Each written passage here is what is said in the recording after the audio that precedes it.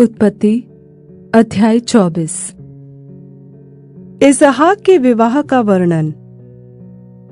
Abraham अब वृद्ध हो गया था और उसकी आयु बहुत थी, और यहोवा ने सब बातों में उसको आशीष दी थी। अब्राहम ने अपने उस दास से, जो उसके घर में पुरनिया और उसकी सारी संपत्ति पर अधिकारी था, कहा, अपना हाथ मेरी जांघ के नीचे रख और मुझसे आकाश और पृथ्वी के परमेश्वर यहोवा की इस विषय में शपथ खा कि तू मेरे पुत्र के लिए कनानियों की लड़कियों में से, जिनके बीच में रहता हूँ, किसी को न ले आएगा, परंतु तू मेरे देश में मेरे ही कुटुंबियों के पास जाकर मेरे पुत्र इसहाक के लिए एक पत्नी ले आएगा। दास ने उससे कहा, कदाचित वह स्त्री इस देश में मेरे साथ आना न चाहे, तो क्या मुझे तेरे पुत्र को उस देश में जहाँ से तू आया है ले जाना पड़ेगा? अब्राहम ने उससे कहा, चौकस रह, मेरे पुत्र को वहाँ कभी न ले जाना। स्वर्ग का परमेश्वर यहोवा, जिसने मुझे मेरे पिता के घर से और मेरी जन्मभूमि से ले आकर मुझसे शपथ खाकर कहा कि मैं यह देश तेरे वंश को दूंगा, वही अपना दूत तेरे आगे आगे भेजेगा कि तू मेरे पुत्र के लिए वहां से एक स्त्री ले आए। और यदि वह स्त्री तेरे साथ आना न चाहे, तब तो तू मेरी इस शपथ से छूट जाएगा, पर मेरे पुत्र को वहां न ले जाना। तब उस दास ने अपने स्वामी अब्राहम की जांघ के नीचे अपना हाथ रख कर उससे इस विषय की शपथ खाई। तब वह दास अपने स्वामी के ऊँटों में से 10 ऊँट छाट कर और उसके सब उत्तम उत्तम पदार्थों में से कुछ कुछ लेकर चला और अरमन-हेरैम में नाहोर के नगर के पास पहुँचा, और उसने ऊँटों को नगर के बाहर एक कुएं के पास बैठाया। वह संध्या का समय था, जिस समय स्त्रियां जल भरने के लिए निकलती हैं। वह कहने लगा, हे मेरे स्वामी अब्राहम के परमेश्वर यहोवा, आज मेरे कार्य को सिद्ध कर और मेरे स्वामी अब्राहम पर करुणा कर। देख, मैं जल के इस सोते के पास खड़ा हूँ, और नगर वासियों की बेटियां जल भरने के लिए निकली आती है।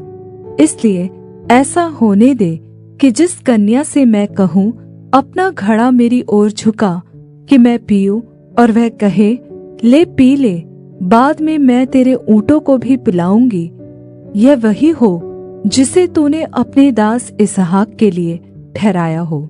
इसी रीति मैं जान लूंगा कि तूने मेरे स्वामी पर करुणा की है। और ऐसा हुआ कि जब वह कह ही रहा था कि रिबका, जो अब्राहम के भाई नाहोर के जन्माए मिल्का के पुत्र बतूएल की बेटी थी, वह कंधे पर घड़ा लिए हुए आई। वह अति सुंदर और कुमारी थी, और किसी पुरुष का मुंह न देखा था। वह कुएं में सोते के पास उतर गई और अपना घड़ा भर कर फिर ऊपर आई। तब वह दास उससे भेंट करने को दौड़ा और कहा, अपने घड़े में से थोड़ा पानी मुझे पिला दे। उसने कहा, हे मेरे प्रभु, ले पी ले। और उसने फुर्ती से घड़ा उतार कर हाथ में लिए लिए उसको पानी पिला दिया। जब वह उसको पिला चुकी, तब कहा, मैं तेरे ऊँटों के लिए भी तब तक पानी भर भर लाऊंगी, जब तक वे पी न चुके। तब वह फुर्ती से अपने घड़े का जल हौदे में उंडेल कर फिर कुएं पर भरने को दौड़ गई, और उसके सब ऊँटों के लिए पानी भर दिया। और वह पुरुष उसकी ओर चुपचाप अचंभे के साथ ताकता हुआ यह सोचता था कि यहोवा ने मेरी यात्रा को सफल किया है कि नहीं। जब ऊँट पी चुके, तब उस पुरुष ने आधा तोला सोने का एक नथ निकाल कर उसको दिया, और 10 तोले सोने के कंगन उसके हाथों में पहना दिए, और पूछा, तू किसकी बेटी है? यह मुझको बता। क्या तेरे पिता के घर में हमारे टिकने के लिए स्थान है? उसने उत्तर दिया, मैं तो नाहोर के जन्माए मिल्का के पुत्र बतूएल की बेटी हूँ। फिर उसने उससे कहा, हमारे यहाँ पुआल और चारा बहुत है और टिकने के लिए स्थान भी है। तब उस पुरुष ने सिर झुकाकर यहोवा को दंडवत करके कहा, धन्य है मेरे स्वामी अब्राहम का परमेश्वर यहोवा, जिसने अपनी करुणा और सच्चाई को मेरे स्वामी पर से हटा नहीं लिया। यहोवा ने मुझको ठीक मार्ग पर चलाकर मेरे स्वामी के भाई बंधुओं के घर पर पहुंचा दिया है। तब उस कन्या ने दौड़कर अपनी माता को इस घटना का सारा हाल बता दिया। तब लाबान, जो रिबका का भाई था, बाहर कुएं के निकट उस पुरुष के पास दौड़ा गया।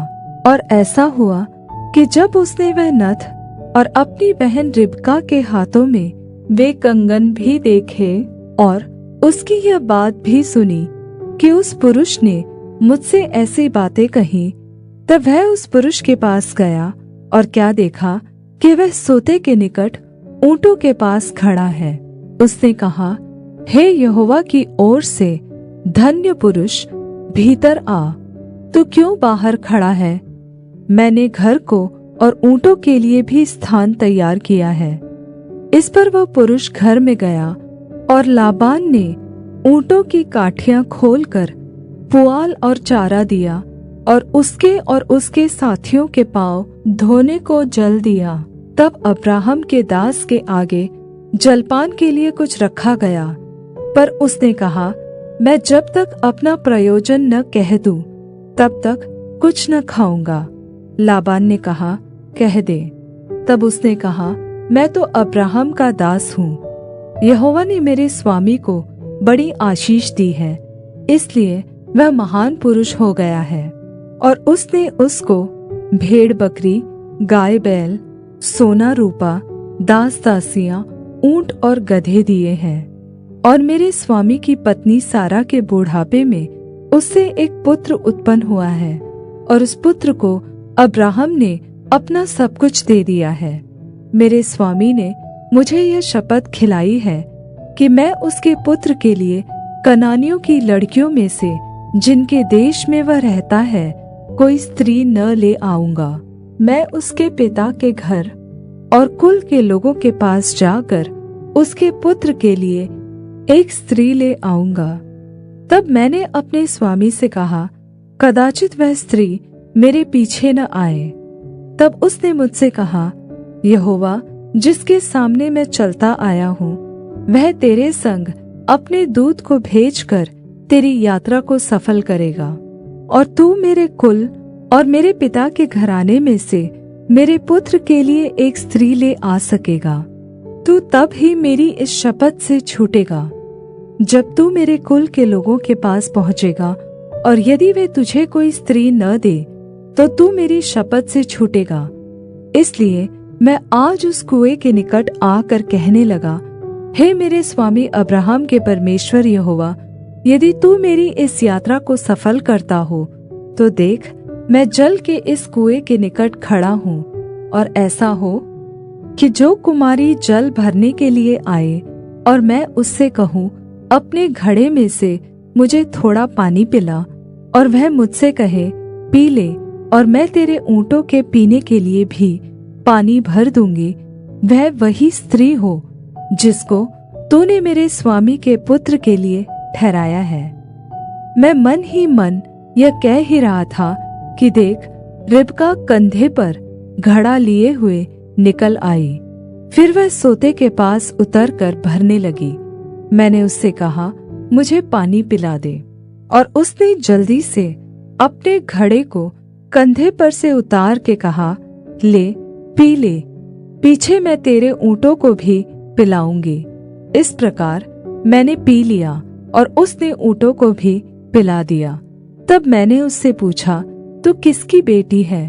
और उसने कहा, मैं तो नाहोर के जन्माए मिल्का के पुत्र बतूएल की बेटी हूँ।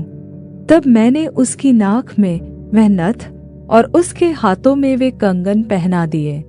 फिर मैंने सिर झुकाकर यहोवा को दंडवत किया और अपने स्वामी अब्राहम के परमेश्वर यहोवा को धन्य कहा, क्योंकि उसने मुझे ठीक मार्ग से पहुँचाया कि मैं अपने स्वामी के पुत्र के लिए उसके कुटुंबी की पुत्री को ले जाऊं।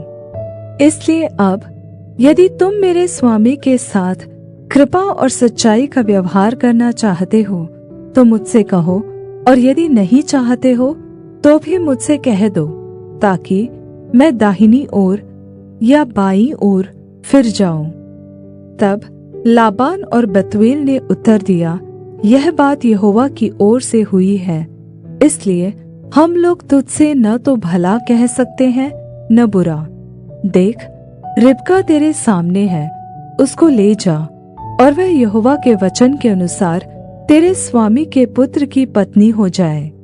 उनकी यह बात सुनकर अब्राहम के दास ने भूमि पर गिरकर यहोवा को दंडवत किया। फिर उस दास ने सोने और रूपे के गहने और वस्त्र निकालकर रिबका को दिए, और उसके भाई और माता को भी उसने अनमोल अनमोल वस्तुएं दी। तब उसने अपने संगी जनों समेत भोजन किया और रात वहीं बिताई। उसने तड़के उठकर कहा, मुझको अपने स्वामी के पास जाने के लिए विदा करो।